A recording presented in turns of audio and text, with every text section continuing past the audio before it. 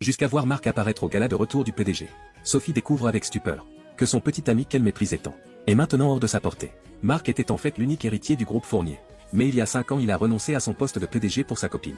Il a même coupé les ponts avec sa famille et refusé 2 mariages arrangés avec des héritières, parce qu'il aimait profondément sa petite amie. Pendant 5 ans pour soigner les jambes de Sophie, il travaillait dur sur les chantiers du matin au soir. Mais ce jour-là l'ancien amour de Sophie revient de l'étranger, et lui propose même de se remettre ensemble. À la surprise de Marc elle accepte sans hésiter. Marc se sent comme foudroyé. Il n'arrive pas à croire que 5 ans d'efforts partent en fumée. Dans ce cas Marc décide de ne plus s'accrocher. Il appelle immédiatement pour retourner dans sa famille. Son assistant lui apporte vite le dernier flacon de médicaments. Mais Sophie n'en a plus besoin alors il le met de côté. 2 belles femmes arrivent avec des fleurs en apprenant la nouvelle. Car elles ont toujours été amoureuses de Marc. Avant Marc n'avait Dieu que pour son premier amour. Maintenant c'est l'occasion de lui demander de choisir. Alors qu'il est dans l'embarras, son téléphone reçoit soudain une alerte du moniteur cardiaque. Il s'inquiète tout de suite pour Sophie. Même s'il a décidé de lâcher prise il ne peut pas la laisser mourir. Alors il prend le médicament et rentre vite chez lui. Mais quand il arrive, il découvre avec choc que le rythme cardiaque rapide vient de ses ébats avec son amant. Heureusement Marc avait préparé une bouteille d'oxygène dans le tiroir.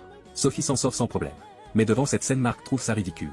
Tout ce qu'il a fait profite à un autre. Alors il jette tout à la poubelle. Après avoir tout rangé il se prépare à partir. Après le départ de Marc Sophie se sent mal. Ses jambes perdent toute sensation et elle s'effondre. Ils vont vite à l'hôpital. Le médecin leur révèle la vérité. Pour ne pas inquiéter Sophie, son amant prétend qu'il trouvera le médicament au gala demain. Le lendemain arrive vite. Sophie découvre alors que Marc l'a bloqué.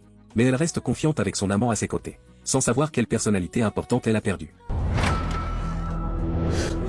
Vice-président.